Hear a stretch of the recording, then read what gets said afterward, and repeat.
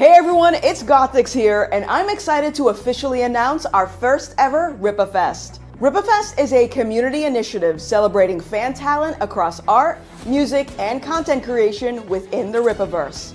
It runs from October 22nd through December 6th, 2025. This is your chance to show off your skills, get recognized by the Rippaverse team, and even win some cash prizes or store credit. Here's how it works. We have three main categories: art, content creation, and music. Art contest. Create a Rippaverse theme piece in one of three ways: a cover or pinup, a sequential art story, or a coloring piece. For the coloring category, you'll be coloring a line art piece by our very own Kanan White. First place winners in each category can win $1,000 cash or $1,500 in store credit. Cover winners will also receive a paid commission opportunity with the Rippaverse. All our entries must be submitted directly on our website in order to be eligible. Content creation. Create content that celebrates the Rippaverse in your own voice, whether that's general videos, lore breakdowns, video essays, commentary, or even live streams. Each first place winner receives $500 cash or $1,000 in store credit. Instead of submitting every video, content creators only need to provide their information and links to their platforms or channels when entering. Keep in mind, all content should remain neutral and/or fun. Music contest. Compose an original soundtrack inspired by any Rippaverse character, heroic anthems, villain themes, or anything that captures their essence. The winning track earns $1,000 cash or $1,500 in store credit. Music entries must be submitted directly on our website in order to be eligible. We're also hosting a fan favorite category, voted on by the community in the official Rippaverse Discord. The winner will receive $500 cash or $1,000 in store credit. Winners will be spotlighted on our website and featured in an upcoming issue of Rippazine. All entries must be original work, no generative AI. You can enter multiple categories and you retain full ownership of your submissions. The Rippaverse may share your work online with proper credit. Judging will be blind and will be focusing on creativity, execution, and how well your work captures the tone and style of the Rippaverse. If you're ready to show the world what you've got, visit Rippaverse.com for full rules, downloadable assets, and submission details. Follow Rippaverse on social media and join our Discord to stay updated and take part in the community vote. Rippaverse begins October 22nd. Time to create, compete, and celebrate the Rippaverse. What's going on, Rippa fans and Rippa fam? Andy Andrew here, and I, as you can see, am not Eric T. July. Eric could not be here today. He got outbenched by Baby Rippa, and he did not want to show up as he was a little embarrassed. So that's okay. Send him your well wishes, thoughts, and prayers, and all that good stuff. But instead, I have a fantastic panel of Rippaverse family here with me today. I have the Duchess of the Dirty Deeds herself, Miss Carol Brown, our assistant editor-in-chief, and she's rolling her eyes, and she will make me make up for that at some point, somehow, some way, and I'm slightly terrified. We also have our illustrious art director, Mr. Kanan White. We have our lead illustrator, Mr. Igor Tessier. And we have, of course, the man behind the hand, behind the designs of most of your favorite characters in comic books today. Indie Comics Leastways, Marcos Rios. I think I'm on the wrong podcast. These are controls. Yeah, I don't have It's familiar, doesn't it? You guys have your prompts ready? I'm late. Pop quiz. All right, but ladies and gentlemen, this is going to be your panel for the evening. We've got a fun show planned for you guys. And thank you so much for hanging out with us. We appreciate you guys being here. Whether or not the boss, the man himself is here, we appreciate you guys showing up, showing out, and showing love. But we have a good time hanging out with you guys. So let's see what's going on in the chatty chat real quick. And then we will get right into things. I do not see any super chats just yet. They anticipated that my butt was going to be here and not Eric. That's what it was. Let's see here. We've got that's a number of a name, but 3412 AE. Welcome in. Mosta, good to see you. Very active member of our Rippaverse community, always active in the chat, and Yeah. especially interactive and curious in the Blue Shift spoiler/theory forum. So thank you so much for all of that. We got Larry Parker here. Always good to see you. Had a nice full day trying to educate teenagers with thoughts and prayers after a week off from school. Need this tonight. Oh, well, man, like Man, pull up a thoughts and chair. prayers. Yeah, pull up a chair. We'll throw up a prayer and I don't know, grab a glass of something tasty. I don't care if it's alcoholic or if it's pink lemonade. Pick something. Have a good time. But thank you everybody for being here. We appreciate you all. The Merc Lounge. Caro, is this a bot What? account of yours? No, I I agree. Are you I sure? put in a poll, and so far 4 people said I should bully you. You put What? when did you do this? It was informal. I snuck it in. I literally just asked, who should I bully? And everybody said you. Oh, what the heck? That's rude. All right. Well, okay. We've got Rika here, so thank you for being here. Appreciate you. Hey, well-read comics. Good to see you. Caro looks ready to bully. Caro is always ready to bully, so Yeah. long as the recipient of said bullying is me. No, So, everybody's fair game. She doesn't That's that, discriminate. Yeah. That's Yeah. that No, she big doesn't. sister energy is what that is. She's like, That's oh, you exactly look what it like is. you're in need of a bullying today. My Yep. favorite bullying of Andrew, I'll share you guys the story before we dive into the God. questions, was he had just gotten back from a Christmas trip, and I had gone to everybody on the team, and I was like, quick, tell him you don't have access to the drive and you I can't remember find that. anything. That was awesome. Yep, I had literally all of our artists, whether they were our illustrators here or whether they were our like graphics team, like Jordan and Philip and everybody. I had them all DMing me, asking me for access to the OneDrive because they couldn't get access to any of the things that they needed and hadn't been all weekend. And I was like, I think I told what? you all the cover folder was like deleted or something. Yeah. Yeah, you were particularly schmuckish, sir. But yeah, that was a pretty good prank. It was a pretty good prank. I will give credit where it's due. I owned up after a while because I could feel him like panicking on the way home. I was like, it was me. Because I was in the airport. Yep. Okay. So my signal strength was already like garbage. It was dog water. It was not good. It's like I did it on purpose. It's like you did it on purpose because you That's absolutely did. That's a That's- special kind of torture to have to access OneDrive through your mobile and then share it. OneDrive already sucks on Yeah. desktop. Let me tell On you, mobile. it is an actual, it is something from the pit of hell, like somewhere up Satan's butt with how bad it works on mobile. Like that's how bad OneDrive is. It is Really bad. absolutely awful. I would love to like bully Eric into switching over to Google Drive because Google Drive works perfectly fine on mobile. I have never That's had any awesome. issue with it. It's pretty awesome. But you know what? I just work here. Mr. Snail, good to see you. Mr. Snail is a Dirty Deeds disciple. So Is he? all I hadn't Dirty noticed. Deeds disciples in the chat, please give me a hashtag more Dirty Deeds. Yeah. Jordan says, I don't recall this. I think I was recovering from surgery. You were. Probably were. Yeah. You probably were. You had an excuse to be. It would have been sus if I not had being on asked you.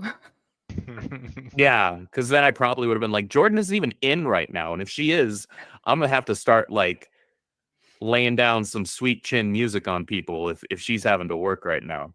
He said the sweet chin music. I see you. Mhm. Shawn Michaels? Yeah, that's right. I know I have, Caro knows. We won't get into why, but Caro now knows that Andrew actually has a hidden low-key knowledge of professional wrestling that he does not frequently talk about, but No, it is not. useful That's my when it heart needs proud, to Andrew. be That's my heart proud. when it needs to be utilized and leveraged. It is. You even got Nikki Bella back. Hey, how about that? I actually have a hat that was signed by Nikki Ann Brie. Who are So you? I'm Nee. Hello. Hi. How are you? Yes, I'm seeing hashtag more dirties in the chat. Now I'm happy. All right. Caro, you were so gracious to whip up some fantastic questions for our panel here today. What do you have for us? Well, I have 6 questions that we're going to tag team. But I will say that these 6 questions are meant for everyone on the panel. Because I was kind Oh, that because means we've I have all to talk? yeah, you have to say words. It's terrible. It's like it's your job. People don't want to hear me. Yeah, we Because don't. we've all worked together on most of the projects that we've had come out, and some of them are on sale and whatnot. And you guys should all go check out that sale because we worked really hard to launch it on Friday. That was quite exciting for all of us. So I figured it might be fun for everybody who's watching to kind of get like that behind the scenes of everything that was kind of going on, either like in our head or what we experienced as a team. So the very first one, and I'm sorry if this catches you off guard and you have to think about it for a little bit because I didn't send these questions to anybody ahead of time. But what was the first project that caught your attention that we released so far? And what was it about it in the pitch script or the art that did it? Mm. I'm gonna pick on Marcos to go first because he said I he was wasn't actually gonna going to talk do much. the same thing. How dare you? How dare you? He's also the I was first person thinking- to see a lot of the scripts. Yeah, right? it's true. He's It's kind of like concept tell us the inner workings of your concept artist mind. Yeah, give the us that first knowledge. project? Yeah. Jesus. I think, honestly, the very first one with Isom. Although I don't know if that counts because the company didn't exist. So there was no anticipation. But we like, have released it, so it does count. okay. Man, would she say just Isom, gave you yeah. an easy out. Take it. I don't get any of those. I'll take it. But yeah, Isom #1, that was probably the one that, I mean, it started it all. That's what Eric caught me or hooked me into the universe, starting off the company. And I'm pretty glad it went the way it did. It was mainly because the thing is, people might think since it was Isom that the very first thing that I had to design was like Isom. I don't remember, but I'm pretty sure it was Yaira and some of the other cider characters in the first book. But Isom was like the main focus. So because of Eric telling me these other design ideas he had for the other characters, it hooked me on. And once started showing me the products or the actual art official for the comic, the cover that Kanan did and the other stuff, I was like blown away. And that just it kept me going, kept me hooked on, and here we are. I think every project honestly has been like catches my attention every time. It's always surprising to see what the rest of the writers and the team can come up with, So, but yeah, Isom #1, the very start. That's it for me. Okay, all right. Nice. Definitely can see that. Igor, Do I get to pick? how about Do you I get next? to peek? Oh, Yeah, you know what? Let's do a baton pass. Let's do it like that. I like that. I like that actually. I like the baton pass angle. All right. How about you, Andrew? All right, let's do it.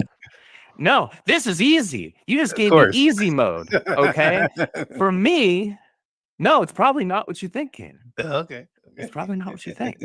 Well, unless it is what you think. We do work fairly close together, so maybe you are in my brain. That's fine. The first one that really caught my attention more than anything else. There are really two, but there's one that just edges the other one out. And this is not because of present company, but it is Dirty Deeds. Mm.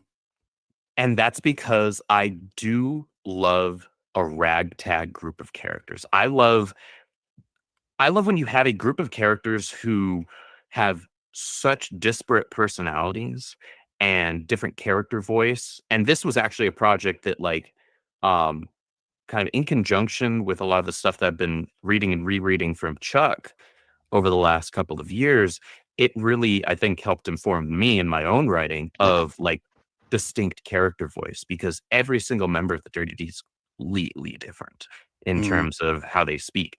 And then seeing the designs by, Marcos is a phenomenal concept artist. I love everything he does.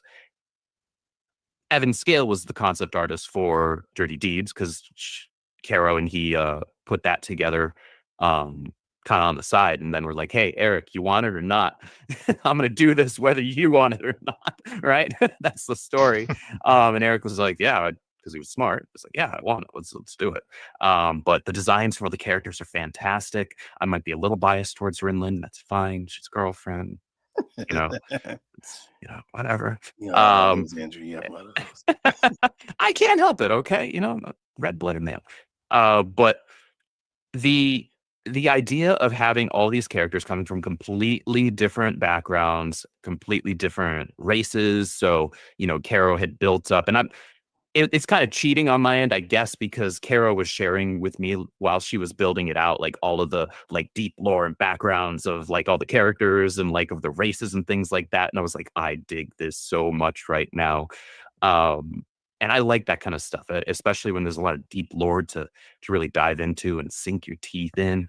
And so I gotta go with Dirty Deeds. Right after that would be Great War of Separation, but Dirty Deeds is my favorite one. You talked about deep lore, and the only person who might know a little bit more than you is somebody I did an interview with who's submitting it through Rippaverse. I just wanted to share that, that's out there. We talked for a good 3 hours. I don't know how much of that footage he used, but yeah, he's got it. Oh, nice. Huh. Oh, I know who you're talking about. Okay. Well, see it, guys. We'll see. We'll see if he's the real or if he's the jabroni. We'll see. That's awesome. All right. I am going to pass it over to Kanan. Man. Like you, two of them. Zaylin, but I think for me was Great War because of being a person who loves history. My kids always rag on me about Dad, you always watching these documentaries and all that stuff. Particularly, it's always like World War II stuff. So, war history, war journal type stuff is right up my alley. So, unpacking the Great War and then seeing Jack's artwork, man, was like, dang, I gotta get better. like it was a living, each page was like a tutorial on like how to storytell at its like peak level.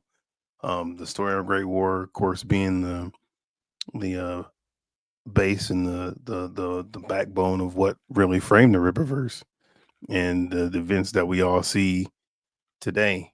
It reverberates through every book in some form or fashion. Dang, I said Great War, and I just got the thing. I was like, Gooding too. I don't know what it is about Gooding, bro. Like he's that guy, and I was just like, man, it would be cool to like just to really see like him. So I got 3. I'm sorry, girl. I got three heavies, but definitely Great War is number 1. And the artwork really swayed me on just how everything's been thought out and how it's just kind of like escalating and escalating, and you see the origin of like Brian Solari and how he basically the events that framed him to be who he is in Alpha Core, and then of course like a Zaylin, it's just such an out. That's still probably one of the most amazing looking books we have, from start to finish. Talk about other than Dirty Deeds, like pure cosmic adventure. Like it's so different, and what's awesome about how Chuck and Joe handled it, it doesn't feel like anything familiar because it's not supposed to. It's on the old far reaches of the galaxy. It was like it's some other location, and that's what. And then Zaylin, he just looks cool. He's his whole appearance, his whole demeanor, his whole vibe is like this. I always compare him to All Might. That's who he reminds me of. And like when I get to draw him, I always draw him with that mindset of like, plus ultra, beyond, like his whole like larger than life personality. And then of course Gooding, man, like I always remember his trailer. He's always plugging his business. It's like, hey, and he's like the hero for the little guy. But at the same time, he's so integral because he's in Bloodruth, and his ties with that, and then Isom and his connection with him, and then just how like his tech and all the things that he's able to like decipher and solve. He's kind of like he almost reminds me of the original Blue Beetle. If you guys know who Ted Cord is. Ted Cord? Yeah, just science and technology. And he makes it work. And he puts together stuff that nobody else can kind of comprehend. So I know you said one, but I got three. Definitely those three, man. Great War, Zaylan, and Gooding.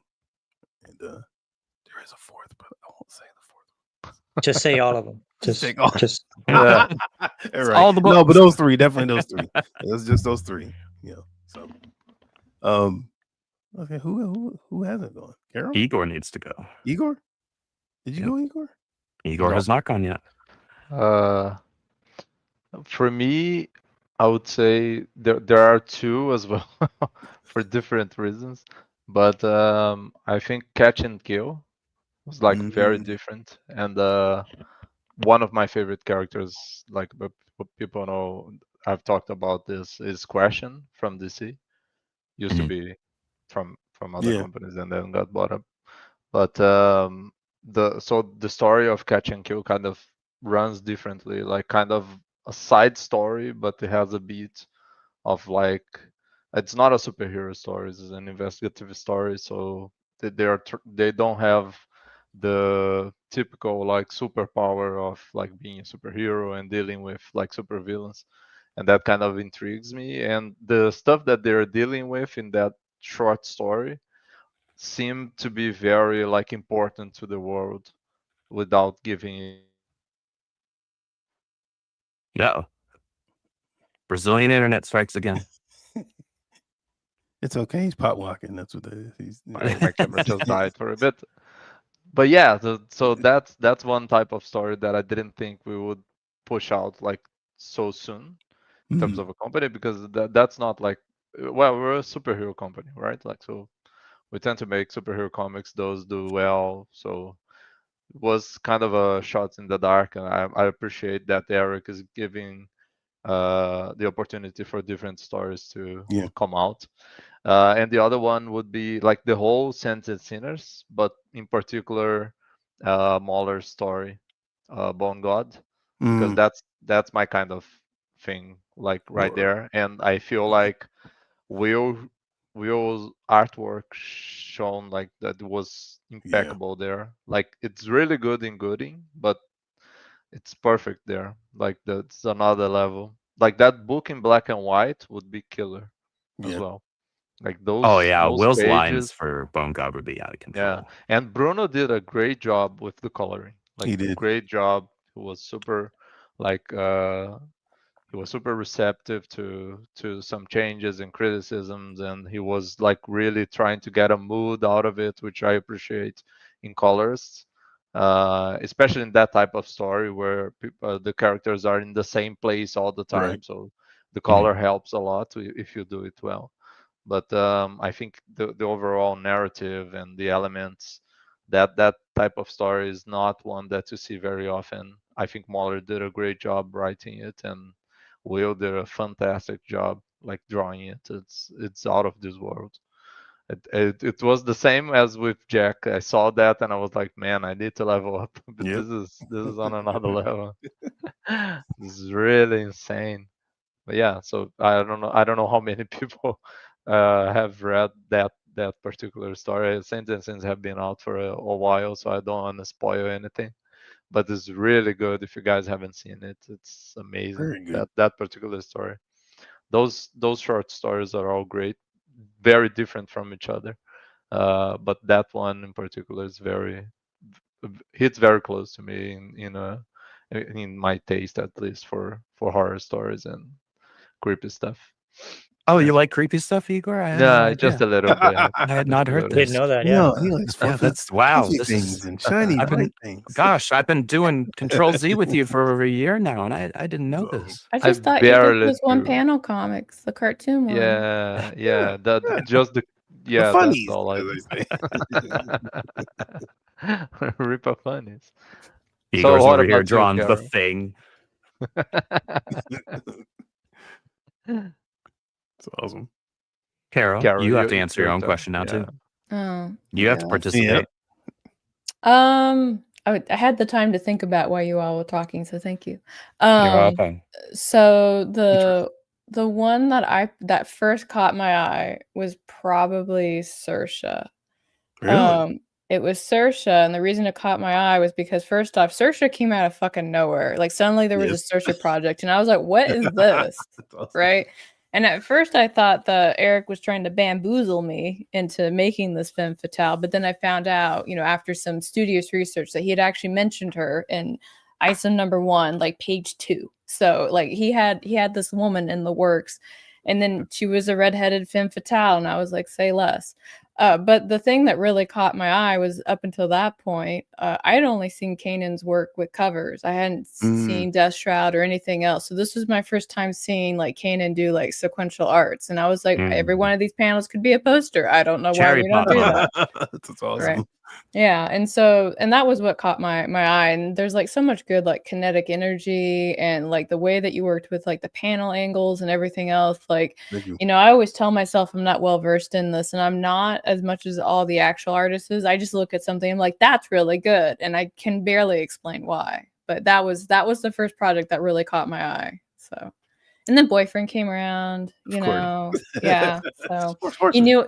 I know you guys are waiting. Like, when's she gonna mention it? I was Just gonna when. say, I'm like, I'm just waiting for Hector's name to drop here. Yeah. It could be any time now.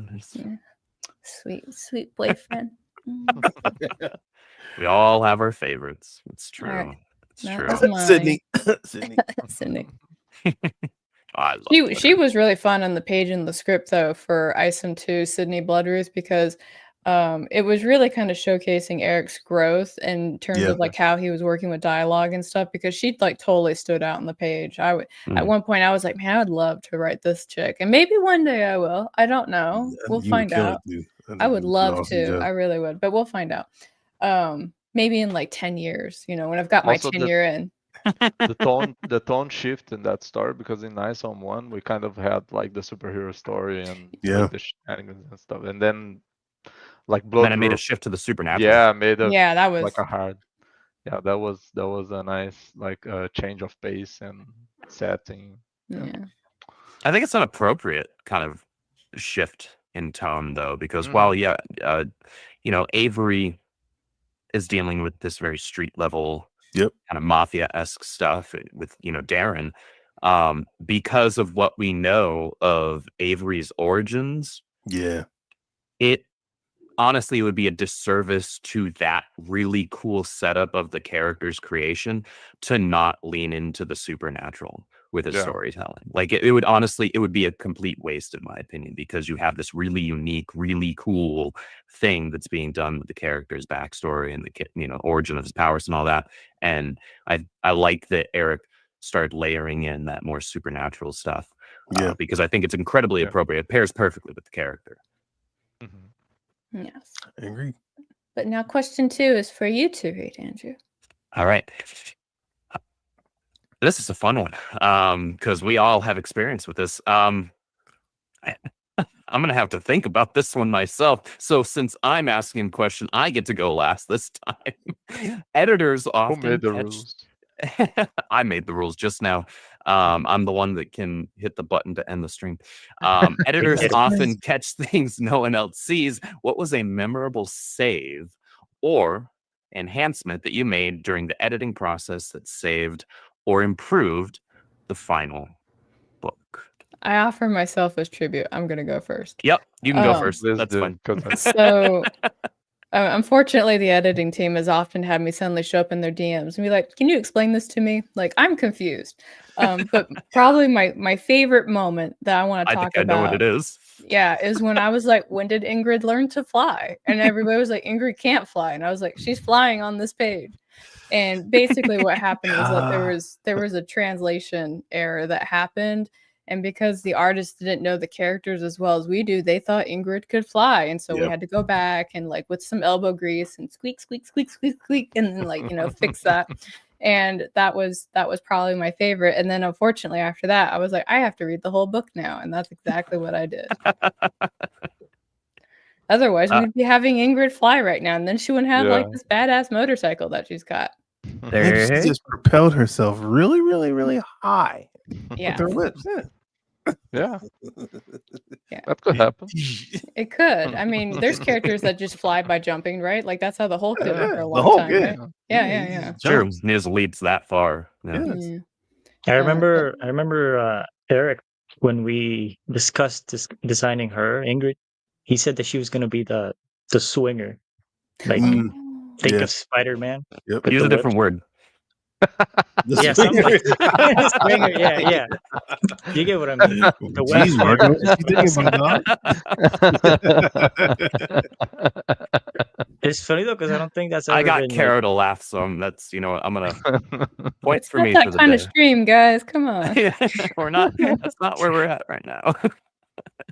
It's funny though because I don't think it's been ever like implemented into the books so far. She hasn't really been like swinging like around Well, like she did in Chasing Ghosts. Mm, She didn't yeah, a little more in swing. Chasing Ghosts. Yeah, she didn't. She used her whip to get to a vantage point. That didn't okay. actually like Yeah. move through the city or something like that. But she did. Yeah. But since I Reach went a first, high I'm going to volunteer Igor to go next. Oh god. I was trying to think love because volunteer. the editorial process is like there's so many things that we're looking at every day. But I think the one that I'm gonna choose, territory, man. yeah, it's actually something we don't talk about because this is the stuff about comics as well. Because you see the final pages, Yep. and you're like, oh, maybe there is a mistake that got left in or something like that. But you guys have no idea how many things we're looking at once and how many things are changing throughout the course of the process. So the amount that got to the print is infinitely smaller than the amount that we've gotten like throughout the process. Some stuff is ludicrous, some stuff probably people wouldn't even notice. Mhm. But yeah, but I think the one that people haven't gotten Black Eye Club yet, so I'm not gonna spoil anything. But let's say that there was less blood than intended in some parts of it, and Mhm. it really needed to it made logic. Visceral. I wasn't just adding blood for the sake of it, Yeah. although I Mhm. would. But yeah, there was like there was blood missing from a couple of pages. So after people get their books, I can like go over it. I had to go over it with like the artist and the colorist about that. So yeah, it was a whole thing. But yeah, that there is now the right amount of blood in Black Eye Club. People can rest assured of that. Visceral. That's And my contribution. I feel Igor made sure it important. was gory. Yeah. Right. Yeah. Good. I We put more appreciate blood your in Igor. there. See, Igor. See. We need to add an E on the end of his name there, Right. and but capitalize the G as well, right? Yeah, so that's my very important contribution to that book. Kanan, what about you? What's the process of like? Well, I mean, it's kind of the one that I was brought in for initially was it was Jaira, and without going into a lot of detail, um I'll say seeing Deborah grow as an artist was, I guess you'd say, my contribution, man. Just being able to um show her and help her really draw out what was already inside of her as potential wise. I don't know if you've even seen like some of the recent stuff she's been doing, man. Like That painted paint- stuff that she's doing on her Instagram right now, dude. Yeah, her it's paintings, insane. yeah, like bro, like dude, yeah. I'm just like, okay, where's this going? Yeah, Like, where's she this was going? working over the weekend on That's those, some and I was Alex like, Ross this- stuff Yes. right now. Yeah, Yep. yeah. Yep. And so, knowing, and I always say, man, like artists so many times get kind of, not want to say overlooked, but cast by the wayside for the sake of production. And then a lot of times, companies are so focused on simply getting the product out, man, but you forget that there's a person behind those pages, those lines, those colors. So it's important that the artist, not that you're babying them or necessarily holding their hand, but in a lot of ways, you are holding their hand. You are helping them really draw out their true potential. And Deborah is one of those stories where going through the edits of Yaira, where it wasn't exactly where we wanted it to be at first, that by the end of it, not only was it where we wanted it to be, it was one of our strongest books and made her an even more superior artist. So definitely Yaira. And I wouldn't even say just one particular instance. I'd say like the whole book was like a journey of just really, really a journey of like her story as becoming really an elite illustrator.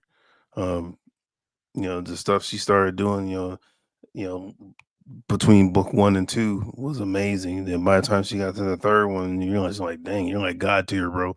Like there's a poster or a cover that she did where I think it's Yaira standing underwater, and you see this, the top of like, Atlantis, and all the stuff around there. I was just like, man, like that is like super vet moves in, That was in a That should have been illustration. a cool poster. piece. Yes, Yeah. I For thought it real. was a poster, but Yeah. I mean, she killed it, man. And so, shout out to Deborah, man. She made Keep that book keep look like a movie. yeah. So like keep going, man. Like that is, and she'll forever have that. Like, I grew as an artist, and people got to see her best stuff. So, definitely Yaira. Yeah, Yaira will always have a kind of special place. That and also Ice. I'm working with Cliff was awesome too, but Oh definitely yeah. Yaira. So, uh, Good show. Marcos, Good show. or did you already go? No, you didn't go, Marcos. Did you? No, you didn't. No, he is not. Yeah. I don't know what to say in terms of editorial stuff because I'm not part of that side. But I guess I could talk on the basis of designs Oh, so yeah. because I pretty much helped with almost literally every book so Well, far. no, Well, I'll not me. even toss you one. There was an instance where Bloodruth's hat was missing her logo, and you noticed it. Oh yeah, true. Yeah, because there used to be in the concept art, it was a bit confusing. The first concept art I did of her, where the hat, it kind of had two different like Mm-hmm. designs. One was meant for the back, and one was for the front. And the back one doesn't have the logo, so I think that's maybe what might have been the confusion.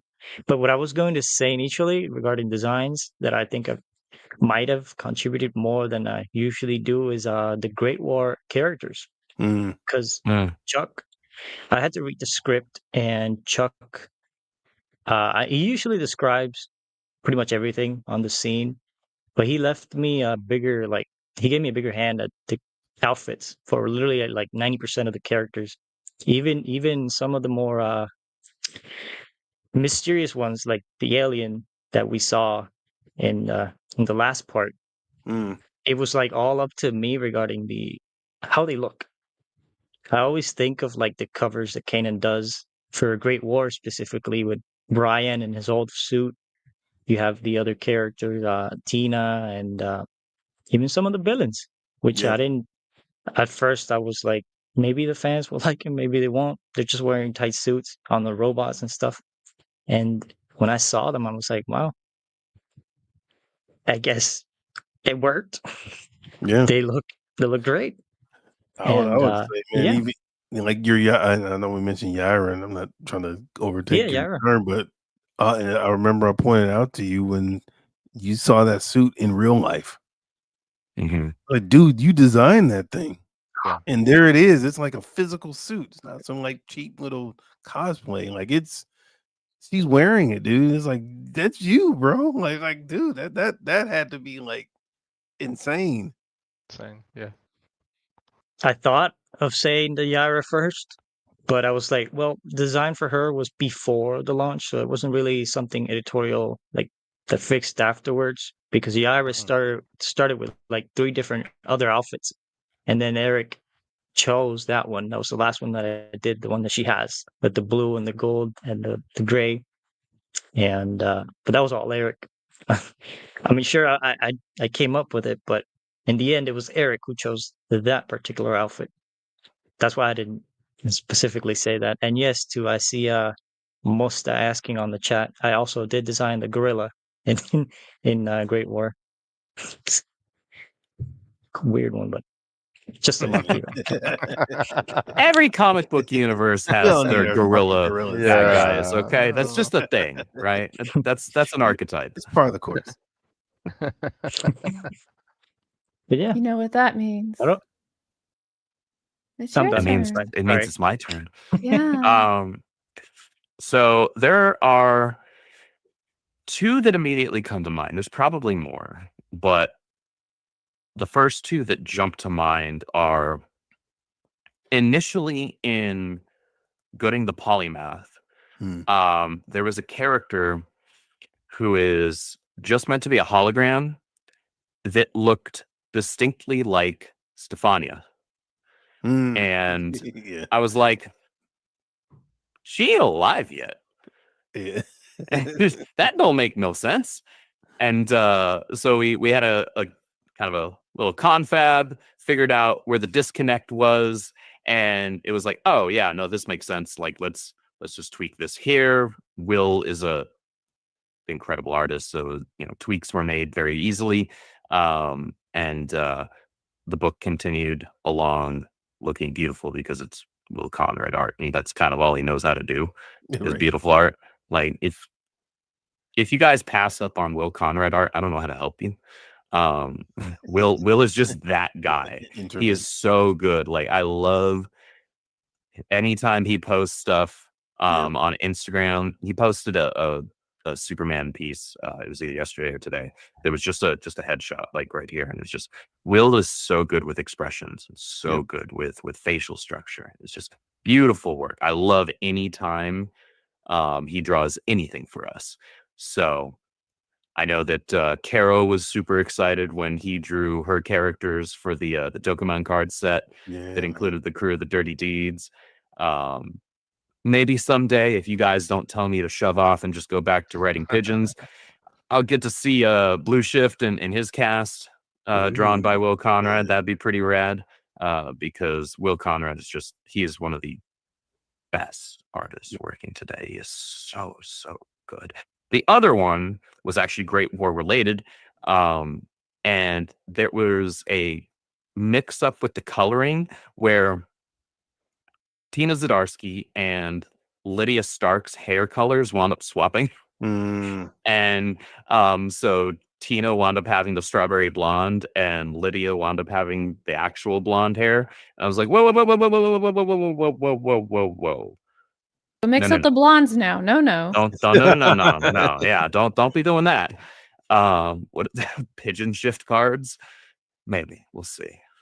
But yeah, that was a big thing that, at least for me, because I really love the Great War separation. Firstly, and then secondly, we want visual consistency when it comes to the characters, in terms of their designs. Obviously, every single artist is going to have their own, slight take on it, and even in colors as well, right? They're going to have maybe a colorist works with a slightly brighter palette than another one who works with maybe a more muted palette type of a thing, but there's still that baseline that you need to work off of, and that baseline is, all right, this is what the concept art was, here are the colors that are the general palette for this character. And so we got that corrected, but I remember seeing that and being like, oh, I'm glad I looked.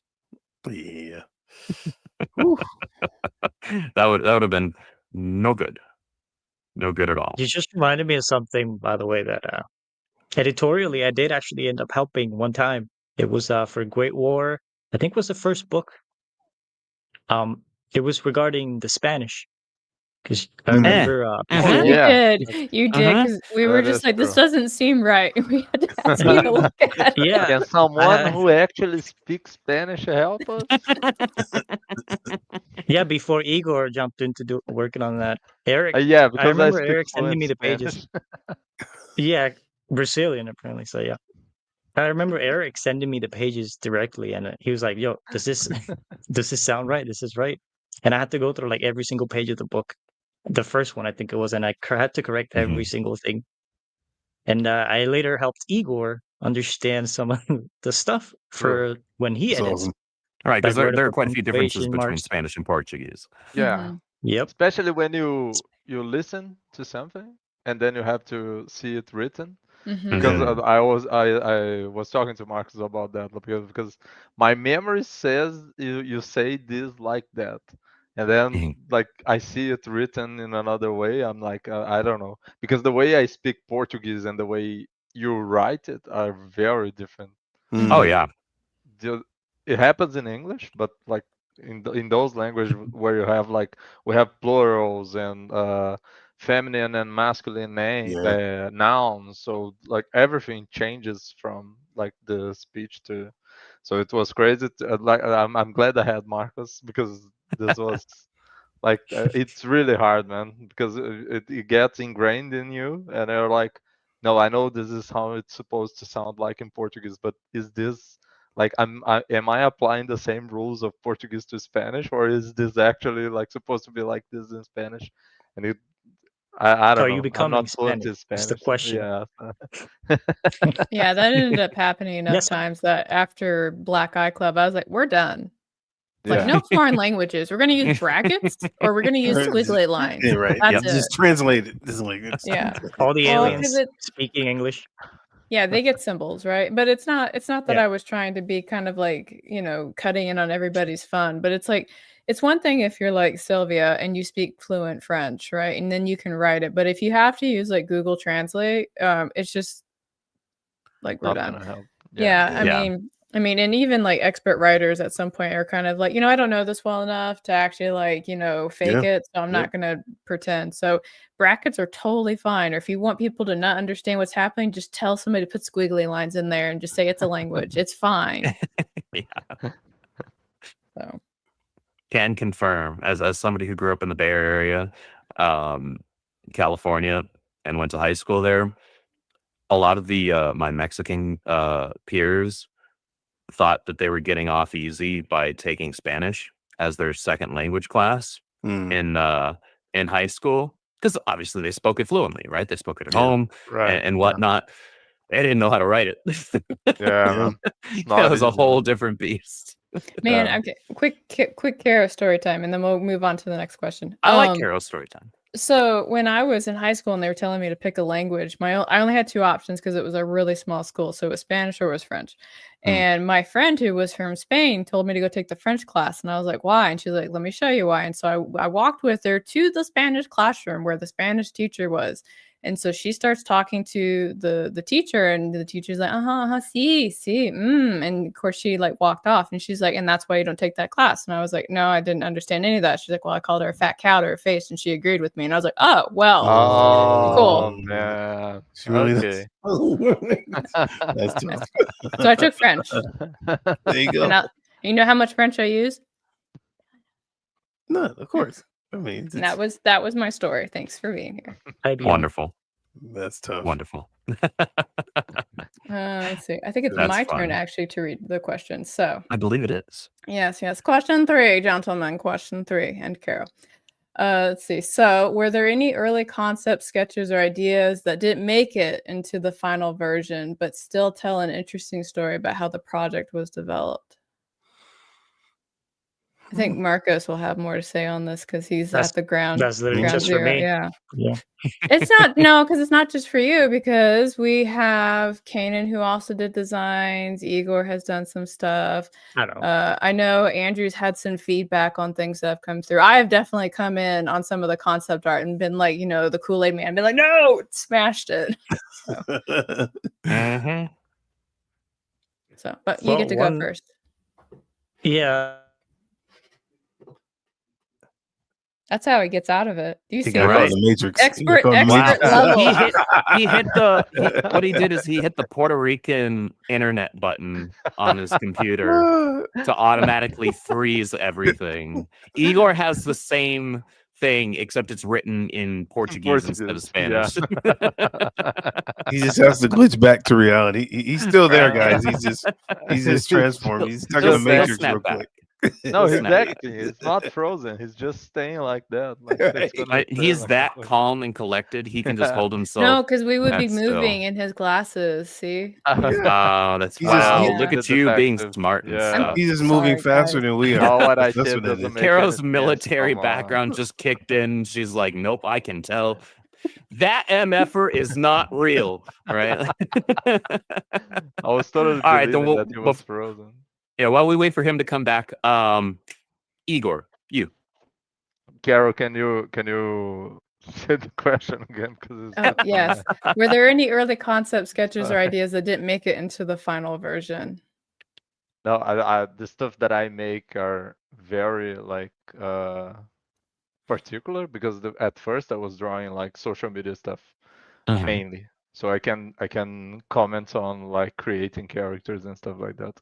But the social media realm works in a different way where any drawing was to be used X amount of time, like because we needed so many that like whatever I was drawing had to be used.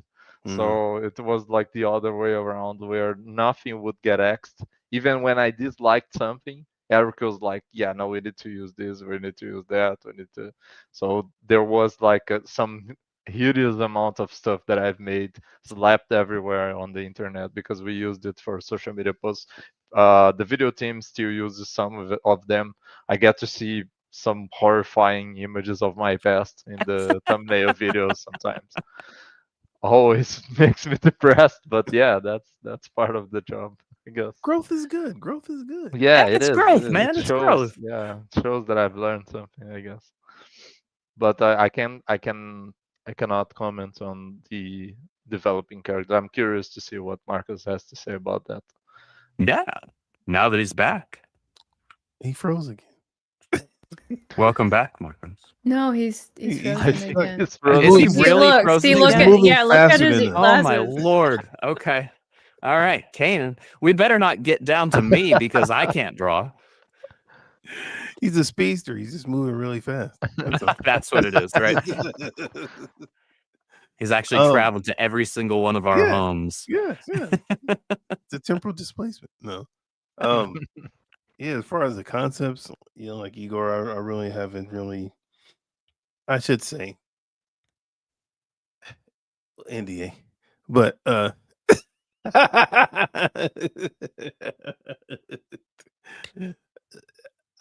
yeah. Look at Kanan being all coy and stuff. Yeah, I mean, Mhm. like it's cool that, like I said, a lot of the core designs, a lot of saying a lot of that's Marco. So, usually when it comes to us as artists, we're just really drawing our depiction of what's actually there. Mhm. I would say, yeah. I mean, because I really haven't really, had a hand in adding or putting anything together as more so taking certain designs and interpreting. Like for example, like ISOM suit. I think I tweaked how the cross looks. The more so than probably anybody else. Like I give it more of a gothic kind of vibe, so it has a little bit of Yeah. elements of that. And I guess aspects of that staying, you can say when you see people do fan art, they'll draw the way you do it. It makes its way to the fan art, and it's like, oh, that's cool. Oh, okay, yeah, like that's Horseman, the way his pouches look, vary. I know the way people do Bloodroots uniform, it kind of changes, but it's always cool to see those different interpretations make their way into the character, illustrations, but still hold to the iconic nature of what really what Marco's designed.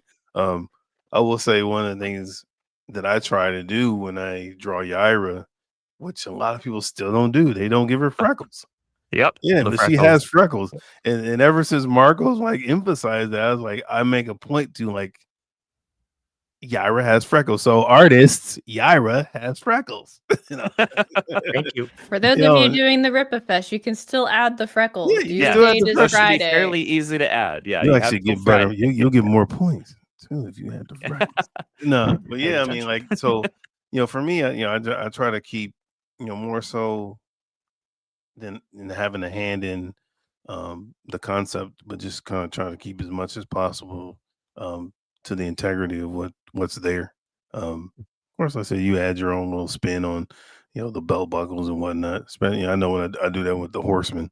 I don't do Mhm. it one for one of how Joe does it. I Yeah. have my tweaks, and I know when I draw a lot of suits and stuff, I always try to draw the seam. The seam, the pants, and the suit, and the mesh and all that stuff. That's most people wouldn't see or wouldn't take the time to do just because it takes a lot more time.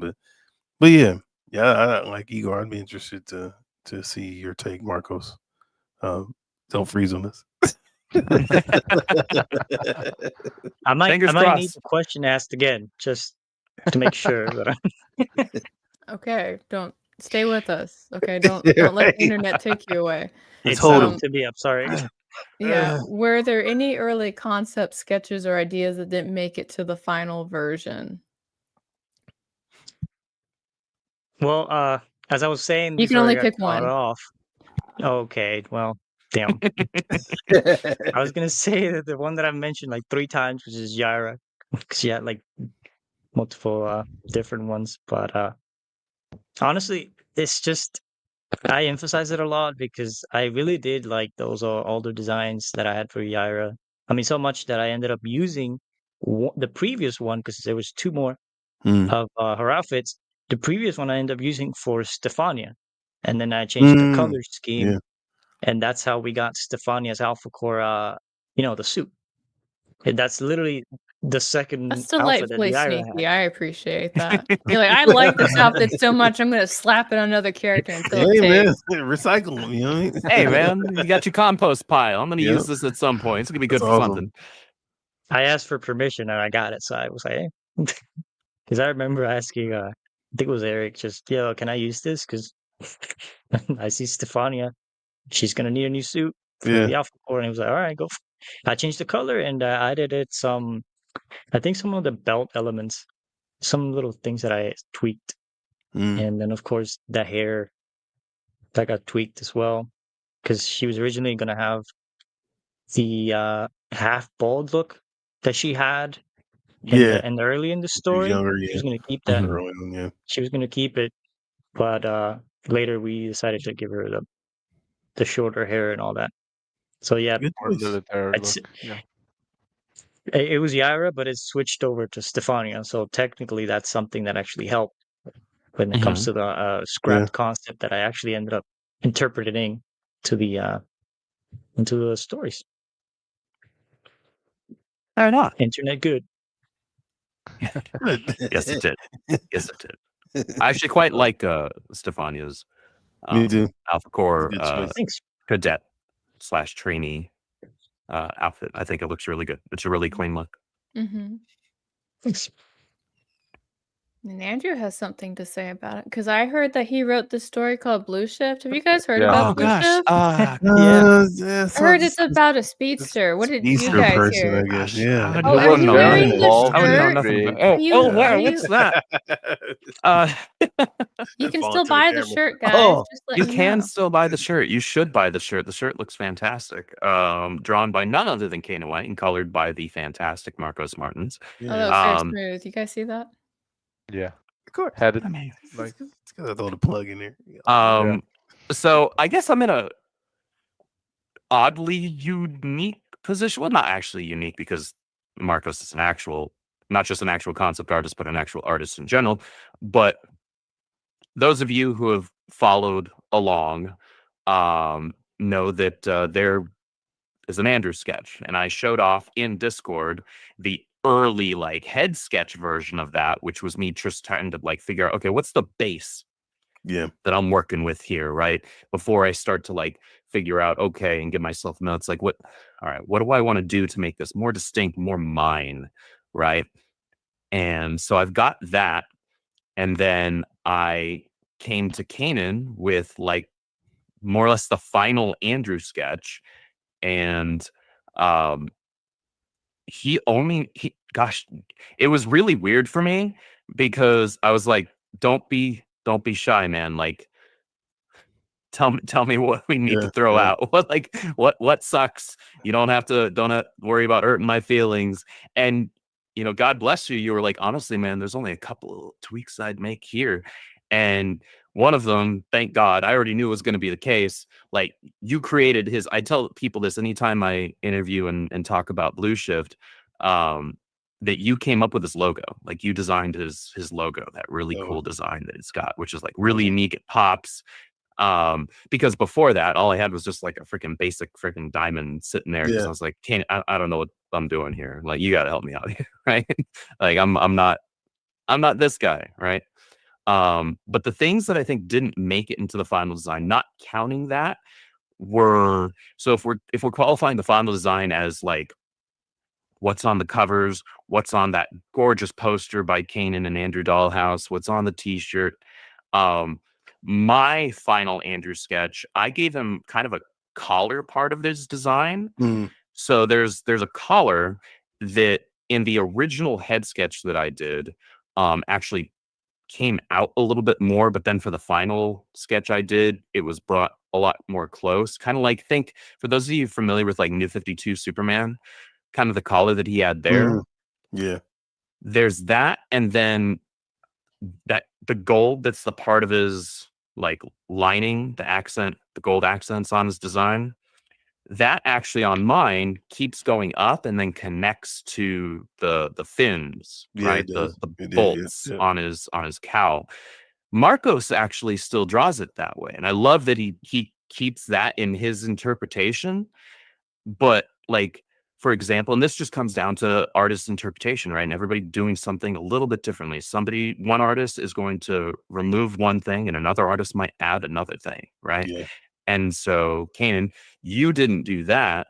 Same with Igor. I think Igor took notes off of you, but Marco still like does the like connected gold like Marcos lining is just that goes weird. up, That's all. and it's just, no, God bless him. Like, I think it's really cool because I love seeing all the different interpretations. And then what's really fun is because the fans have seen some art of both. Like, it's cool seeing which fans that do fan art of Blue Shift, like which interpretation they go with, and maybe they have their own that deviates from even that, and that's super cool to me. So yeah, I think the main thing that didn't make it into a final design would be the collar that I had put on there. I wouldn't notice that unless you said it. In fact, I'm the only one that does the draws him like that. You are, and I love it. I love when you do. Don't stop. Don't stop. I just follow the I like concept, seeing it. Yeah. Yeah. I just follow my heart. No shade. Right.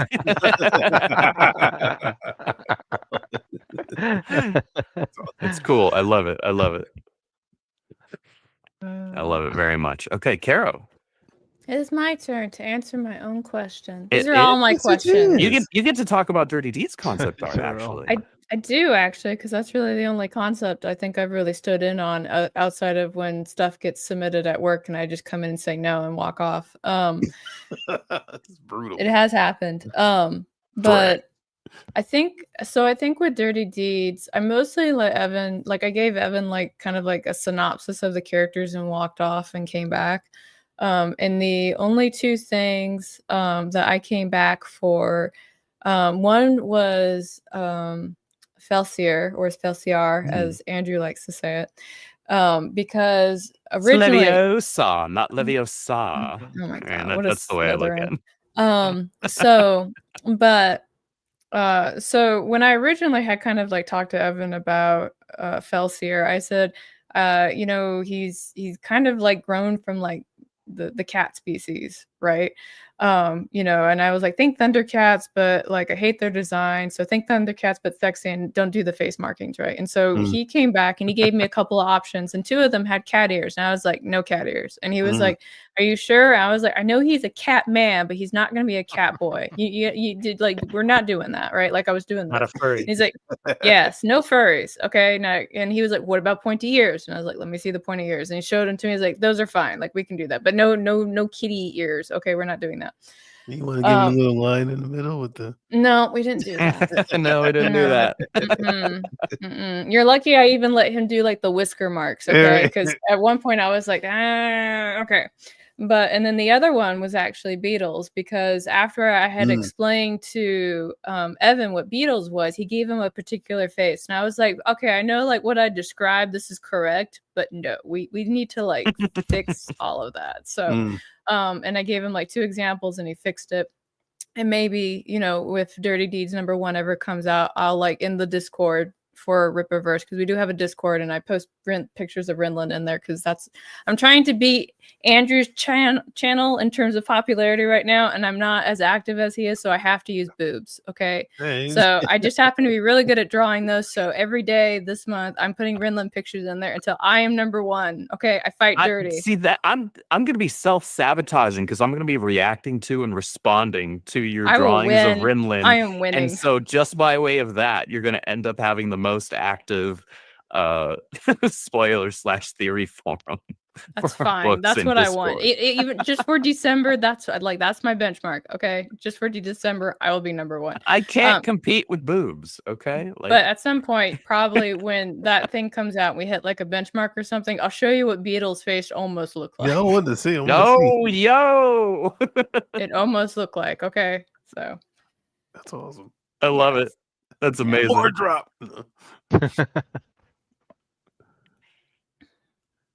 The Merc says, I love Felsiar's character. Dude is I awesome. love him I like too. Felsiar Yeah. too. I do as well. I like Felsiar. He's a ton of fun. Granted, you have like when you were going through like some of the pages at one point, you're like, this guy's a jerk. Like he's like making her walk on the side of the road and other stuff. And I was like, he's still hot. Okay, that's all we care about. Hot and rude. No. Being real. Being real. Right. #4 is yours though. Yes, it is. So Okay. not sure. So let's I don't want to reframe this. What element of so let's take the projects that we all just spoke about. Okay, so in your mind, remember what you just talked about. What element of the project that piece was a part of, in art style, tone, character design, and themes, do you personally connect with, and why? I'm going to toss that to first Marcos, just to make sure we get him out of the way in case Puerto Rican internet kicks in again.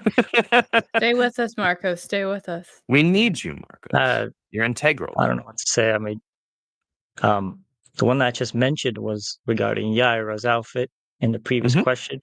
So I think it's gonna sound kind of basic or simple, I guess, but that's okay. Very simple.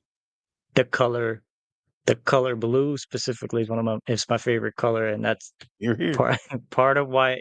Yeah, 'cause most of her outfit was based on not because like I wasn't like designing it like, you know what, I like blue. Eric wanted it to be blue, but the amount of blue that was I think that was on me, and it's because I just I like the color. And that specific tone of blue that was chosen, because you know how every color has like the specific code that we go by for the concept art. I usually don't put like the code. I just reference the actual color in a bubble or something.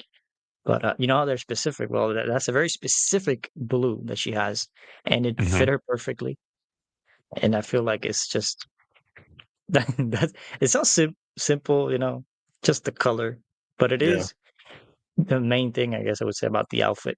Plus, I like that style of it has some Greek influence with the skirt and the nose sleeves and the gauntlets, and I like that type of outfit. Actually, I like a lot of medieval and Greek stuff in my media, in fiction. I really like making stories like that and creating characters that have outfits that are similar to that. Like it has like a specific aura, the type of like cloth or leather and the metal and all that stuff.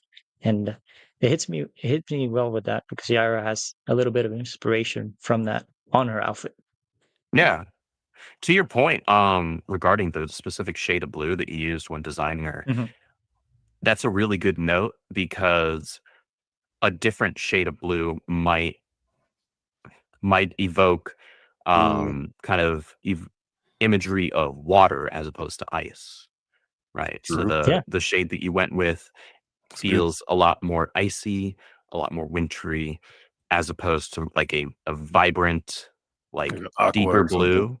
Yeah, Yeah. exactly. Which would automatically then make you think, oh, this is a water type character, See, if right? we were all gay, we would know like the various shades of blue and like say like all of like their special name colors, right? Be So what you like trying to say? I aqua, know him. And Aqua. I don't even know how to Wow. spell chartreuse, yeah. so don't even. I don't. I was just thinking about that because I don't remember. Yeah, I don't know if you guys remember Snakes on a Plane, but at one point when they were trying to identify like the colors of the snakes, and they're like, "It's blue." It's like, well, what color blue? They had to get the gay guy to come and like say what the color of the Right. snake was. I don't remember that, but that's funny. That's good. That's good. That's fun. It's awesome. Oh, good brain, Marcos. Good brain. Pass Yeah. that baton. Igor. Dude, I can't answer this because this is not something like the stuff that I can remember having an input or something like that is more related to the script in some regards, or Mm. maybe corrections that had to be made to keep in character. So some of stuff in Catch and Kill, some of the stuff with Braxo in Alpha Core, but that's mainly like trying to focus on what would that character be doing or saying, or is that too much or too little? So maybe that's most of the stuff I can really say because it's under NDA or hasn't come out yet. Uh, but it's mainly regarding that. That's the stuff that I really care about more than anything in regards to edits as well. So I think it goes together with the concept art where we're trying to make the character feel alive.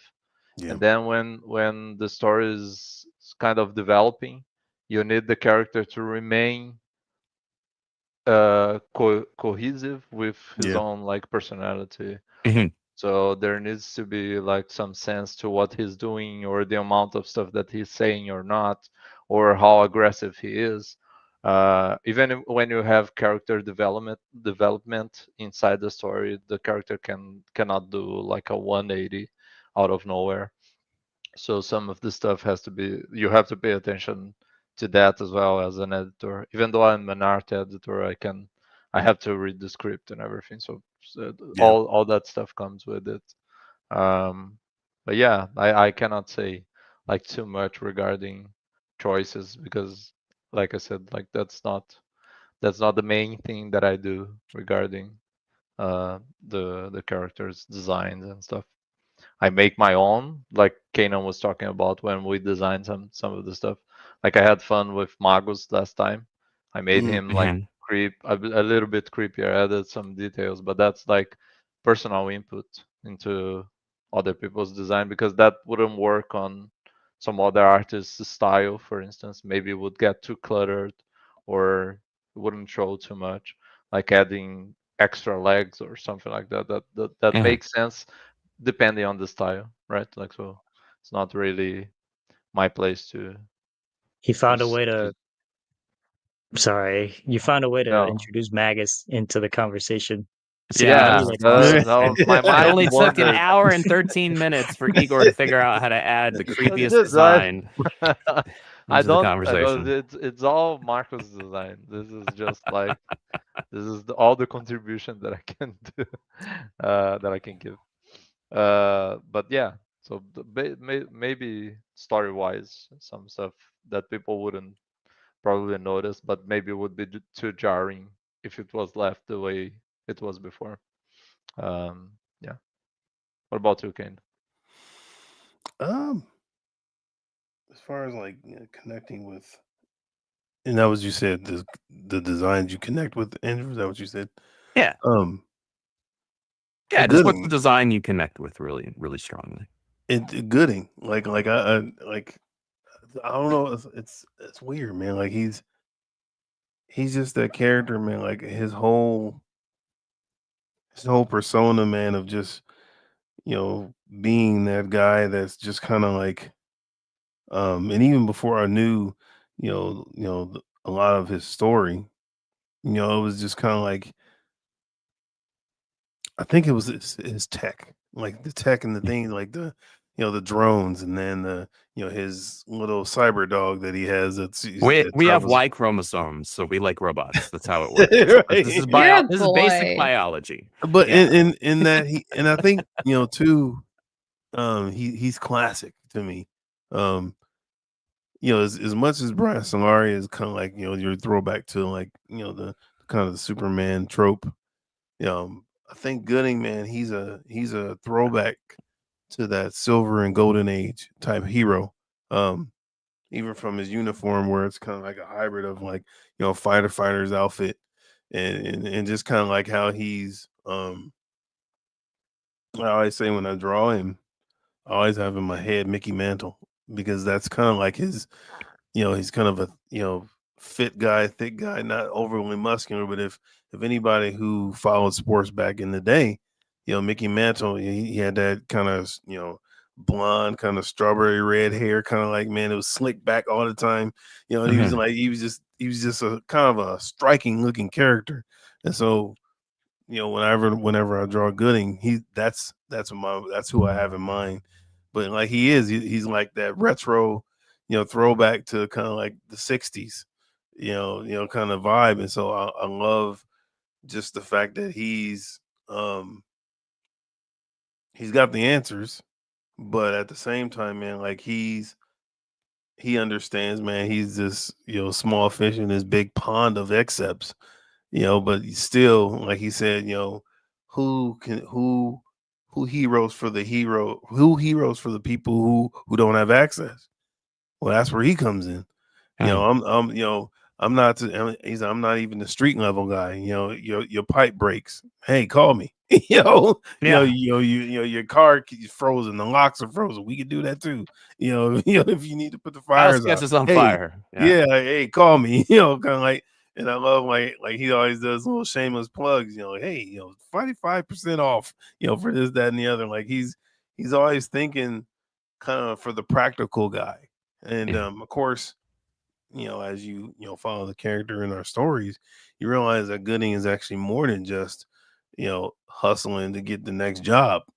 You know, he's got some insight into some things. With Bloodruth, particularly the tie with that connection, and then even ISOM. So there's a lot of things, man. And Gooding, he's intriguing to me, man. Like, and I feel like we haven't really unpacked everything that he is.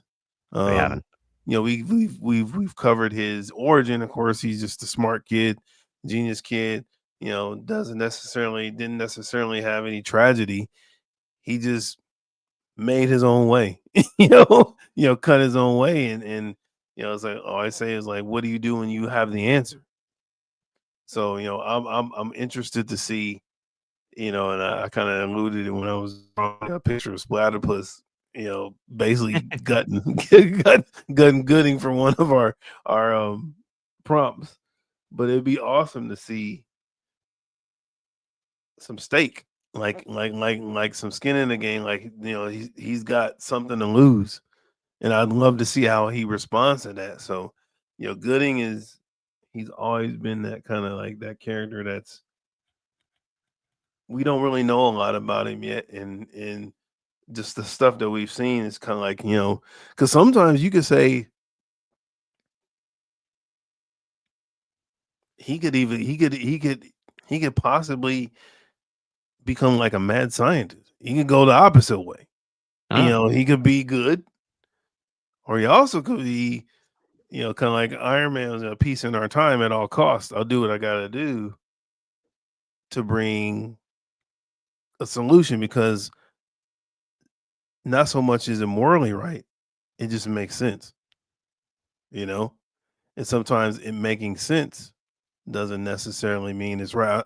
I remember I was watching the Invincible cartoon and it always stuck with me. And I was like, that's true. there's a character by the name of Cecil. He said, we can be good or we can do what's right. He said we can't do both. And Invincible was like, dude, like, I can't believe you would do that. And sometimes it's like doing what's right doesn't always necessarily mean it feels good. It doesn't necessarily mean you'll make people happy. Now you could be the good person, you just do it to appease everybody. But sometimes doing what's right means sometimes when you're a person in that position, you put people in positions that you don't necessarily, that are not necessarily healthy. So all that to say, like Gooding to me kind of has that, like as he developed, he has the potential to be kind of like that individual, man, that does it simply because it makes sense.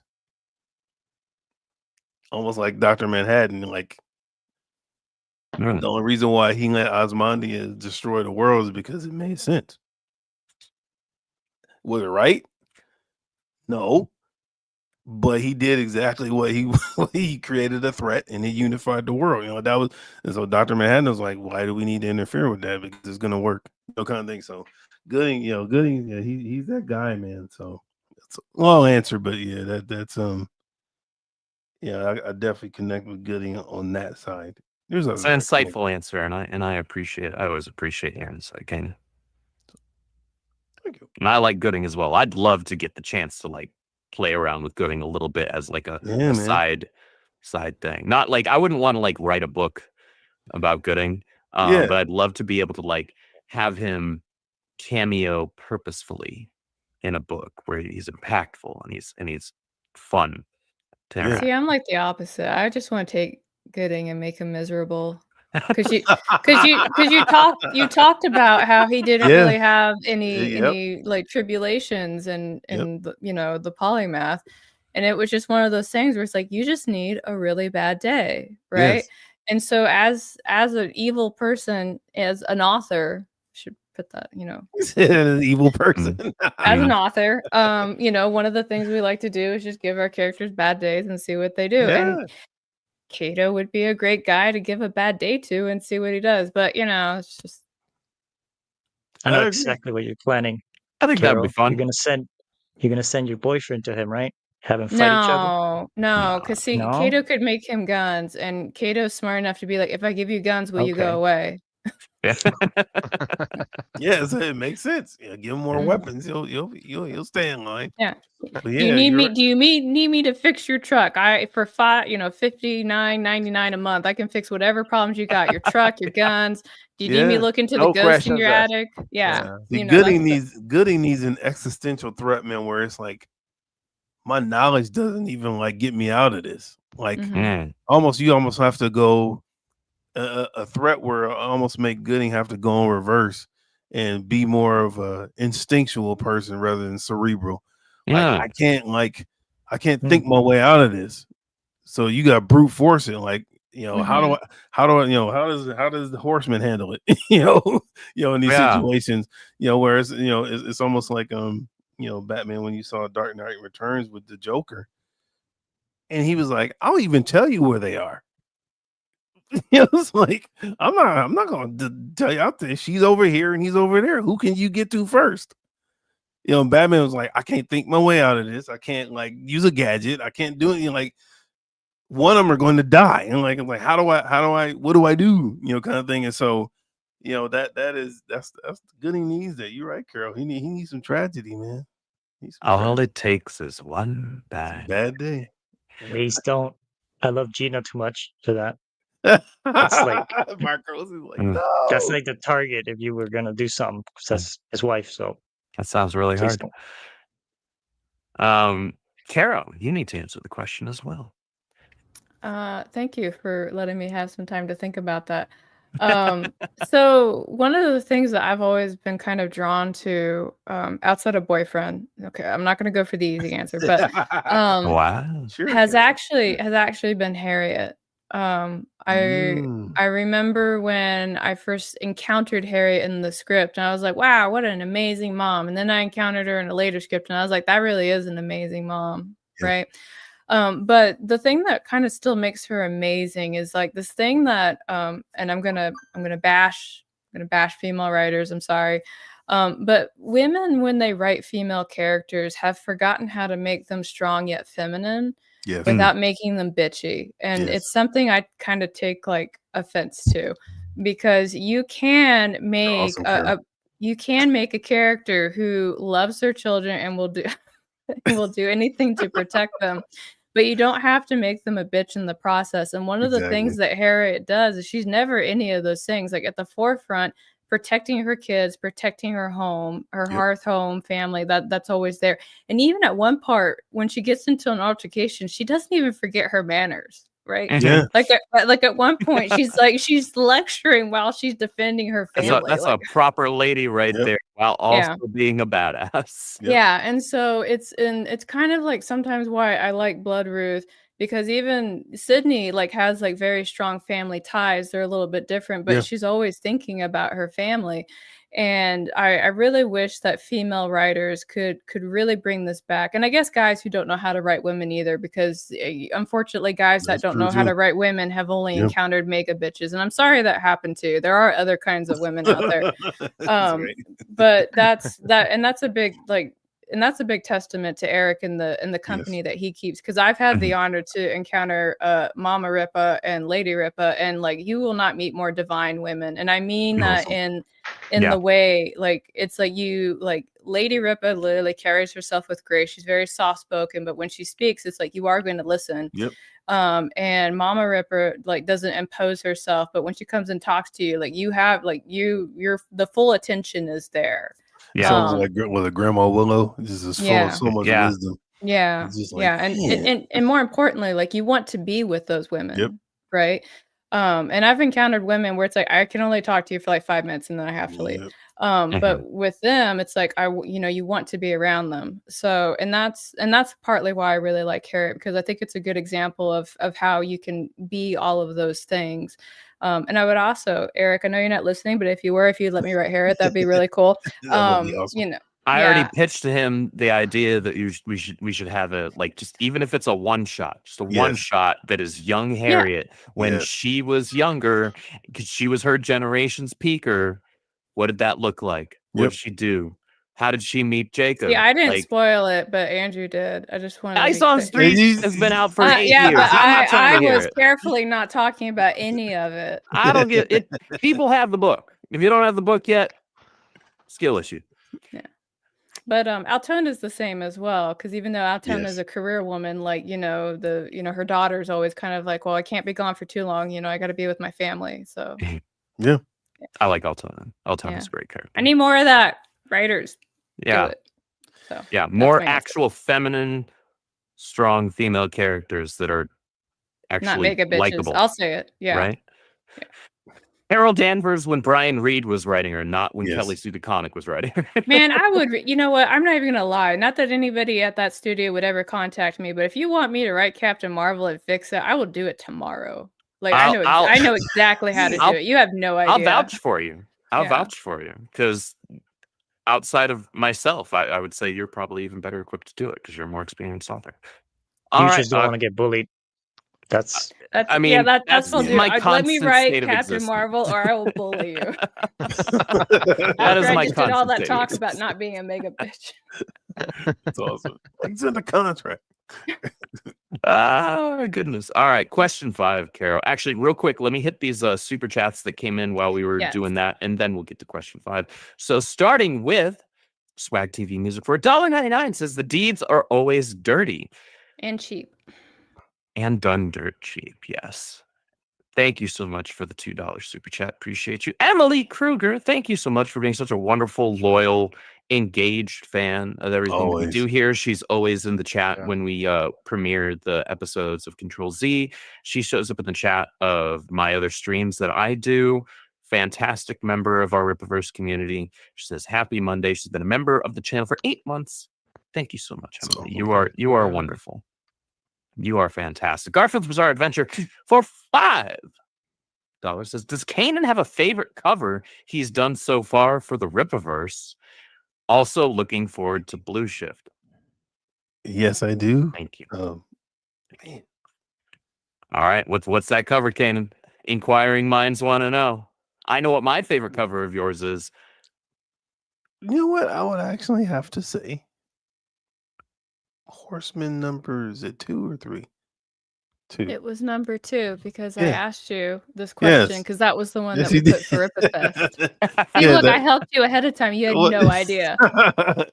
that one, I think, because I was trying some new stuff as far as like trying to rendering and really like trying to pull, push the shadow work, and working with a lot of elements to still make it make sense, man. I think it came out pretty good. Nice balanced. Even had alpha core in there, which I thought was pretty cool. So yeah, I mean that would probably be my favorite currently. Yeah. Okay. Hollow Search was kind of fun That too. sounds like he's got NDAs he's hiding behind. Oh, Yeah, well, All right. Next question. Scorpio, thank you so much for the $10 super chat. It says, question for Carol and Andrew. Is there anything you can tell us about the villains for Blue Shift and Dirty Deeds? By the way, Kanan, I love cover A for Black Eye Club. That cover goes hard. Like that. If ever there was a piece of art that made Michael Copper look like he can actually, when he decides to get his hands dirty, or in this case bloody, he goes hard and doesn't mess around, it's that cover. I told Eric, I said I call it "Welcome to My Sanctuary." Yeah, It's like baptism of blood, and that when I saw that piece, I was like, oh my god. Thank you. That was fun. Beautiful piece, brother. Carol, I'm gonna let you answer that question first. Ladies first. I'm John. I mean, are we talking about the zine? Because that's the only one I can talk about. I was like, I mean, what if villains. there are plans? What if you could do anything that you wanted? What would you want to do for a villain for the crew of Dirty D's? What would you want to play around with? You don't have to be super specific, obviously. NDAs and spoilers and all that. But yeah, it's just you're a us writer. here. Get creative. Subliminally describe it Wow. without saying it. I am picturing in my third eye. Well, the one thing that I want to make is, and it's something that I actually love about sci-fi, is where you have the physical problem that you overcome, you have the environmental problem, and then you have the science problem, where the science that you've come to depend on actually becomes the issue. So, and that you'll find that with good sci-fi. So for example, Project Hail Mary, I know there's a movie coming out on it, but if you actually read the book, one of the things I really love about how Andy Weir addressed this, I'm only going to nerd out for a couple seconds, is at one point when he's actually having to describe this very complex science that's going to be part of the book, he does it through a 5th grade teacher teaching it to a 5th grade class, right? So that way your reader, when you come in, you understand it. It's not like working with like Blake Crouch, who Blake Crouch is an author where if I did not master science at the college level, I could not follow a damn thing he wrote. Like it's really like it's that high. But because you had to have that fundamental understanding at the beginning of the book, when it becomes the conflict and the thing to overcome, it makes it such a fun plot twist. And that's what I really like about science fiction. There's another book that kind of does that, where it's called The Crypt. And I really like The Crypt, and it's basically this space marine ship, and they call it The Crypt because when you go there, about 70% of the crew tends to die for reasons I won't explain. But the science that's involved with making that ship work is the thing that could save them, but it's also the thing that could kill them, and they're trying to figure it out. And the way that it gets used, abused, and taken advantage of is super fucking creative. I really like it. So. But that's what I could tell you if hypothetically I was writing villains that have to go with Dirty Deeds, which is a sci-fi story following a ragtag group of space people. That's probably what I would do. So thank you for your fantastic question. answer. I think that's a fantastic answer. For me, so for those who were, and we had several members of our Rippaverse community interact with this. Last week, I did a 2-part kind of Ask Me Anything with Bounding Into Comics. One was a written one in their community forums on their website, which a bunch of people got to ask me questions, and I gave them as in-depth answers as I could. And then a couple hours after that, I did a stream on their YouTube channel and did a little bit more of that on top of having a bit of an interview. And that was a ton of fun. Thank you so much for everybody that showed out to that and supported that and interacted. I hinted at the fact that when I was creating Blue Shift and when I was creating the ideas of what I wanted to do with his rogues gallery going forward, I was thinking along the lines of Spider-Man and his rogues. I was thinking along the lines of Sonic the Hedgehog and the themes and things that go along with those. And part of that is because I think that if you're going to create a character that has a power that can be as potentially cracked as super speed, right? You need to be very intentional with the types of antagonists that you're giving that character. So it's actually believable that like these characters can actually give this character a hard time, an actual problem, right? And so when I set about creating, and obviously it's incumbent upon y'all, if you guys actually like tryouts in scene 5, to let Eric know and bully him into letting me write more. Otherwise I just continue to write pigeons. It worked for me. It can work for Andrew. Exactly. Exactly. So just bully Eric a lot, please. If you actually like it, and if there are things you don't like about it, please let me know. I'd love to have those conversations with you guys about what worked and what didn't. But I wanted to create villains, and I have like written out a bunch of stuff for villains that I want to play with and create for his future stories if I get to write them, that very much play against his powers and are actual foils to his powers, things that in the real world would make sense to actually cause him problems and make things very difficult for him. Yeah, everybody wants to have, the rival speedster thing, Sonic's got Shadow and Metal Sonic and blah blah blah, and all the other speedsters out there have rival speedsters. Yes, that's fun and all, but that's too easy. It's way more fun to dive into things that make you have to think, things that have to make you not only it's fun because it makes me it's on 2 levels. It makes me have to think about, okay, what's going to actually cause him problems.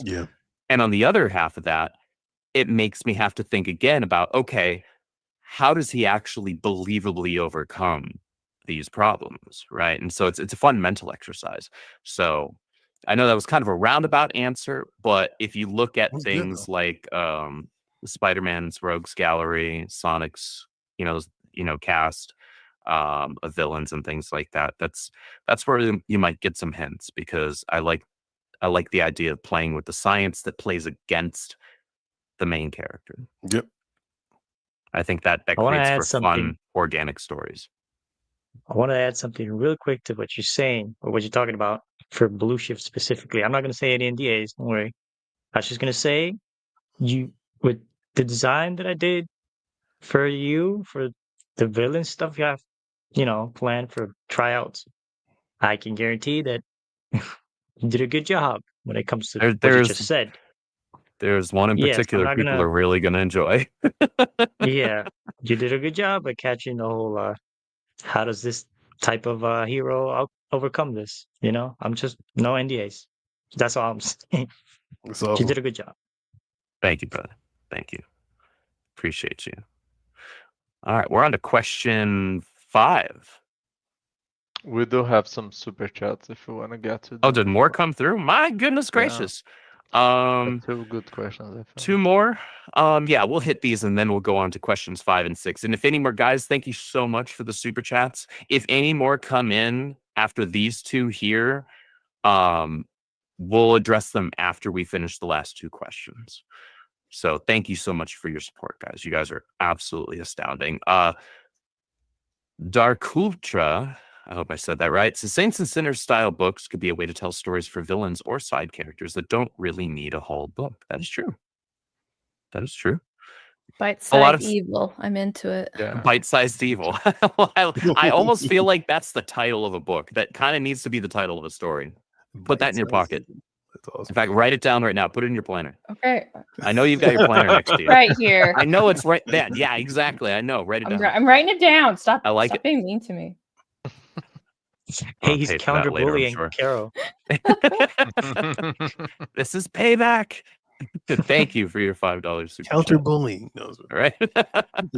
Swag with another $5 says, in your guys' opinion, why are artists more interested in covers and pinups than sequentials? Ooh, this is a question for I can think I can tell you from the business side, and then you guys Yeah. can yeah. Caro, go ahead and hit us, and then the guys can answer Time, that. effort, money. Yeah. Mm. That's basically it. that's about it for art wise. Yeah. That's all she wrote. Covers Yeah. covers are one and done most of Mhm. the time. Sequential art, man, depending on. That's why I'm grateful for being here, because a lot of times it can be like when they say labor of love, and a lot of time it's grunt work. Like Mhm. it's, and I always thought it's like it's funny because sometimes you feel like you should make more doing pages than you do covers because so much more goes into it. You're translating the script to visuals, you're laying out pages, you're adding the detail, you're doing the dialogue, and You're especially dealing with fussy writers. you doing fuzzy writers. I mean, especially, and then I don't know any of those. if you do everything, Editors. you Yeah. pencil, ink, and color. Like sometimes, man, it's you're losing money, you know, and so that's why a lot of I always say, for me personally, doing pages, stories got to be good. At this Yeah. point in my life, man, stories got to be good. It's got to be like keep me captivated. And I always say, like, I as much as I love, the Superman tropes but Superman, I couldn't see myself working on a book constantly Mhm. doing the same thing with Superman week after week. If the story like month after month, like if the story isn't good, which is why most of my career leaned toward the indie arena because the stories were so fresh.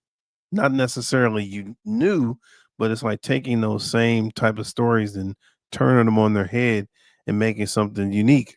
Well, it's like the Rippaverse, like that our characters, some of the powers resemble what you see in like mainstream or some other companies, but how they work is what makes them unique. The stories behind why the characters are the way they are. And to me, like that stuff, that stuff is intriguing, and being able to play in a fresh sandbox like this encourages you to actually want to tell to be a storyteller, want to like draw insertion. Like that was fun. It was it's such, and it will be fun.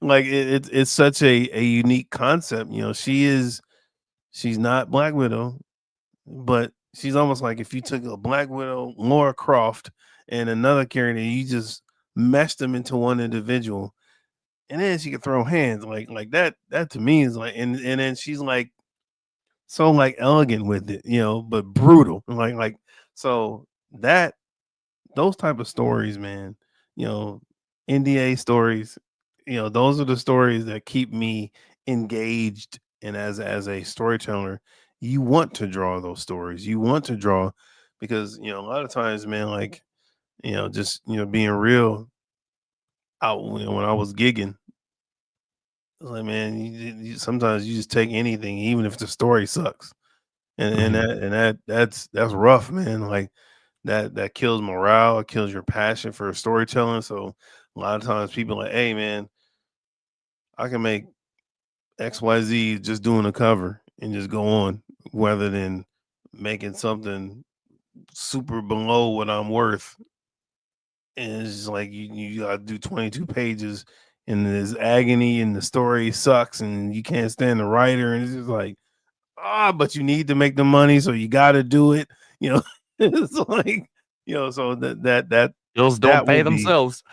exactly. So, for me, that would be my opinion on why, some artists, a lot of artists, especially older artists, just do cover work. Mhm. It's just Yeah. easier. Yeah, I was trying to find some stuff. I love Olivier Coipel, and I was trying to find some interior work from him, and like, dude hasn't done Nah, pages for a in long time. ages, man. You can Yep. see a lot of covers, but not a lot of interiors. I think it's a lot because of what Kara mentioned. Like, it's a lot of work to Yep. Mhm.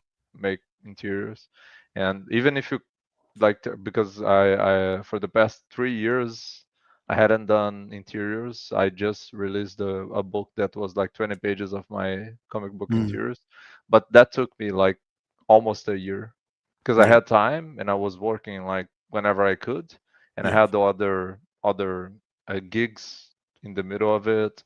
I had family business, so I would say that like time constraints are a big part of that because when you work interiors, you have to have a pace.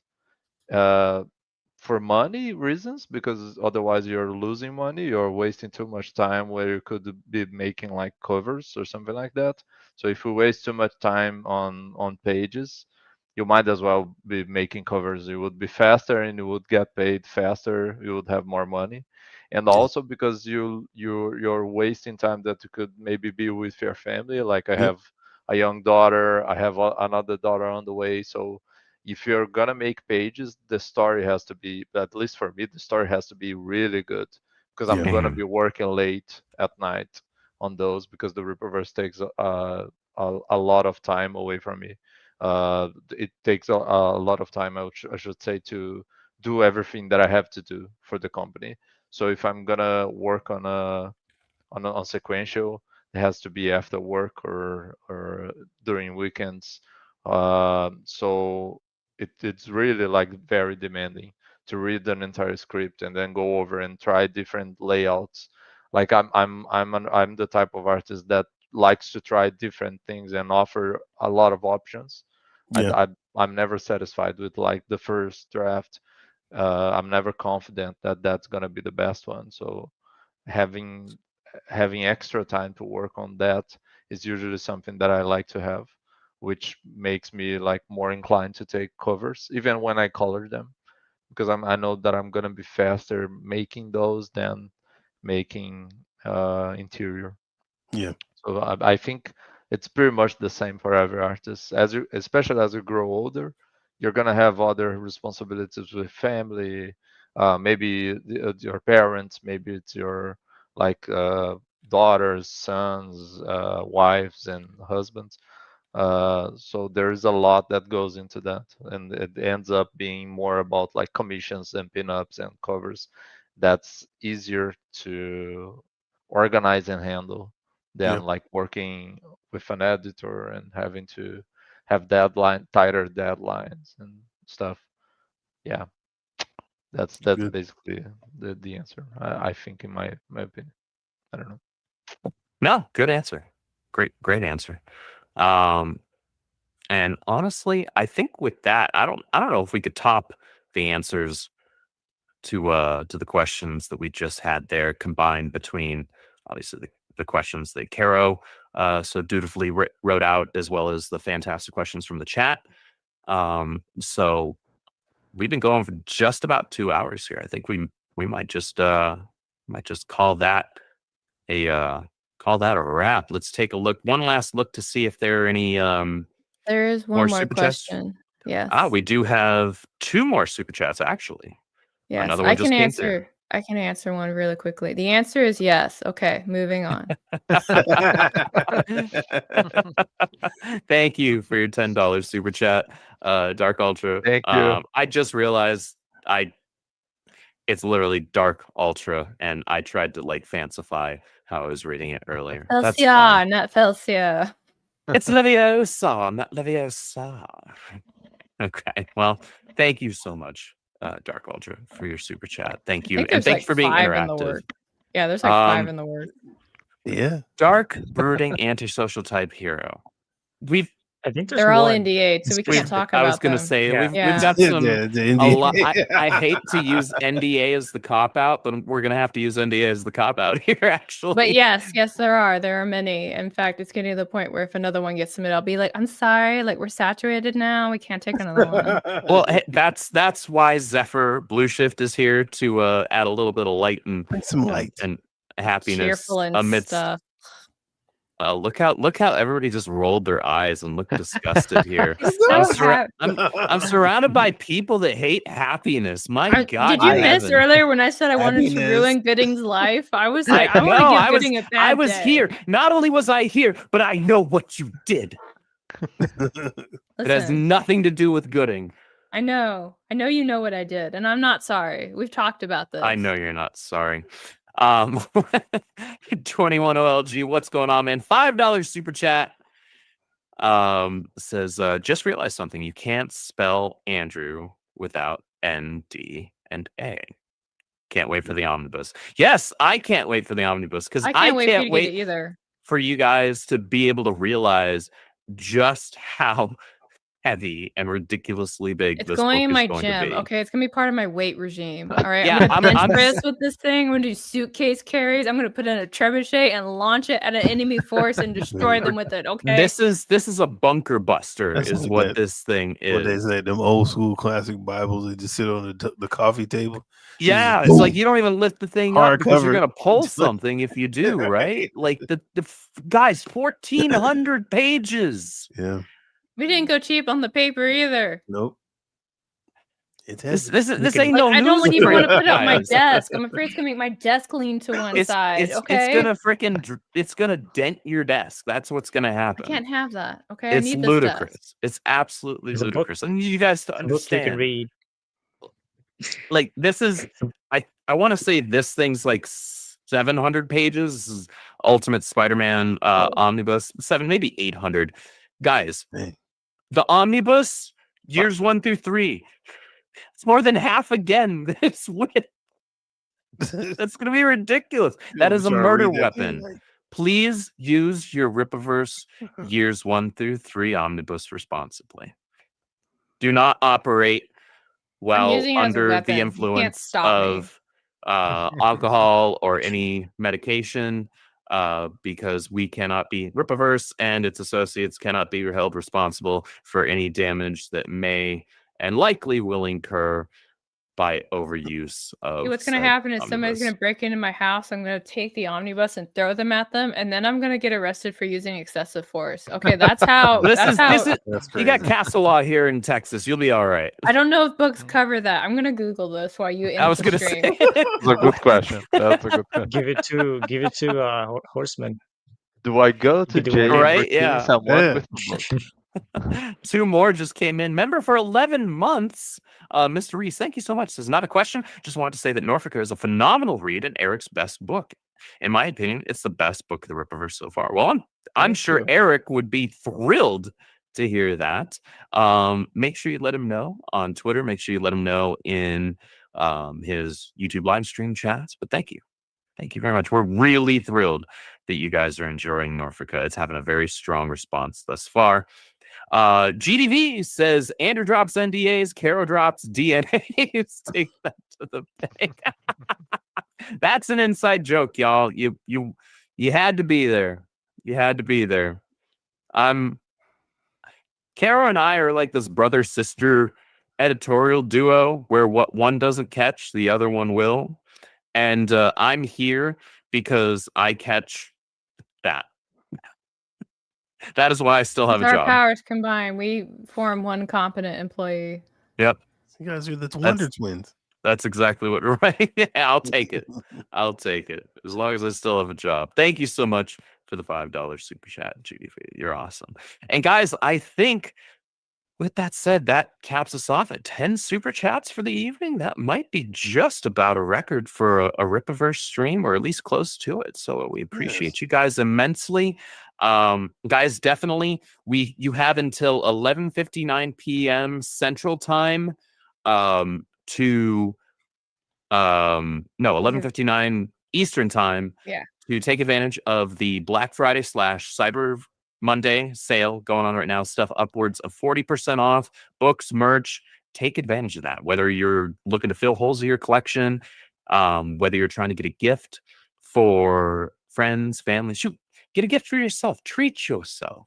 And you'll get it before Christmas. You will get it before Christmas. If you order it by the end of tonight. If you're Igor, I'm sorry. Unless you're Igor. Well, if you're international, that's crazy. if you're international, we can't necessarily guarantee that. But if you, as long as you're within the continental United States, then I have we to can send absolutely Igor do his that. Christmas card like 2 months early in hopes that it will at least get there 1 month late. It's pretty ridiculous. petty. And then also, guys, make sure please check out. I did drop the link in the chat. Check out the Kickstarter for Lethal Leopard.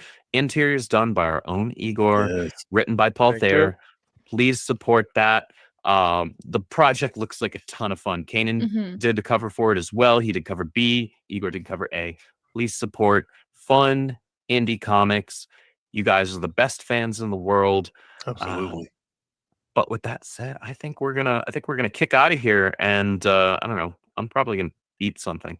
I'm going to bed. I also found out that if there's reasonable belief for me to use that much excessive force, the law will favor me.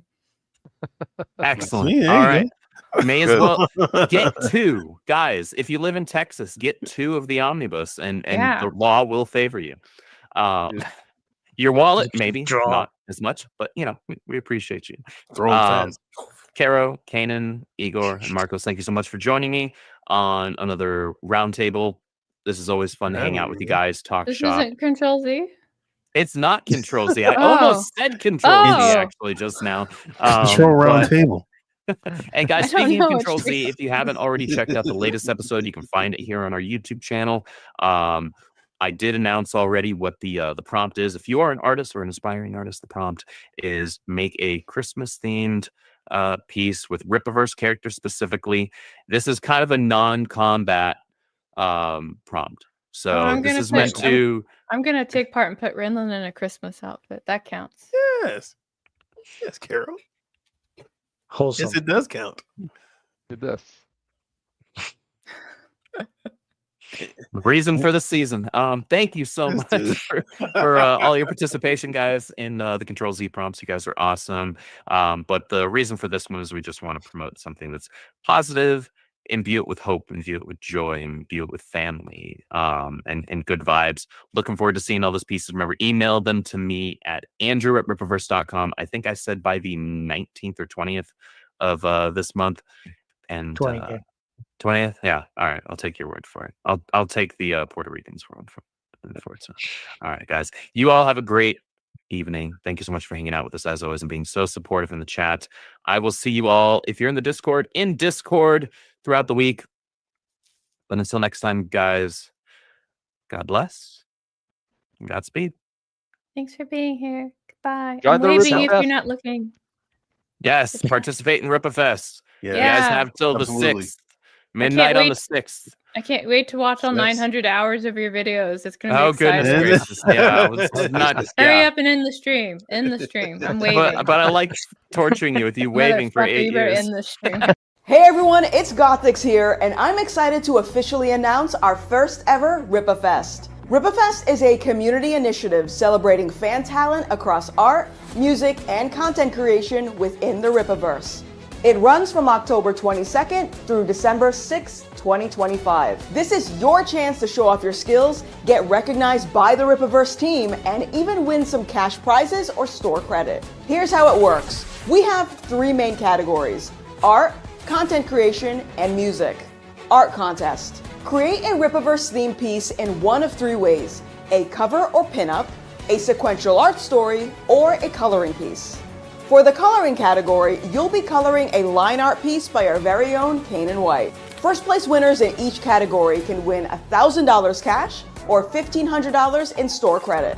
Cover winners will also receive a paid commission opportunity with the Rippaverse. All our entries must be submitted directly on our website in order to be eligible. Content creation. Create content that celebrates the Rippaverse in your own voice, whether that's general videos, lore breakdowns, video essays, commentary, or even live streams. Each first place winner receives $500 cash or $1,000 in store credit. Instead of submitting every video, content creators only need to provide their information and links to their platforms or channels when entering. Keep in mind, all content should remain neutral and/or fun. Music contest. Compose an original soundtrack inspired by any Rippaverse character. Heroic anthems, villain themes, or anything that captures their essence. The winning track earns $1,000 cash or $1,500 in store credit. Music entries must be submitted directly on our website in order to be eligible. We're also hosting a fan favorite category, voted on by the community in the official Rippaverse Discord. The winner will receive $500 cash or $1,000 in store credit. Winners will be spotlighted on our website and featured in an upcoming issue of Rippazine. All entries must be original work, no generative AI. You can enter multiple categories and you retain full ownership of your submissions. The Rippaverse may share your work online with proper credit. Judging will be blind and will be focusing on creativity, execution, and how well your work captures the tone and style of the Rippaverse. If you're ready to show the world what you've got, visit Rippafest.com for full rules, downloadable assets, and submission details. Follow Rippaverse on social media and join our Discord to stay updated and take part in the community vote. Rippafest begins October 22nd. Time to create, compete, and celebrate the Rippaverse.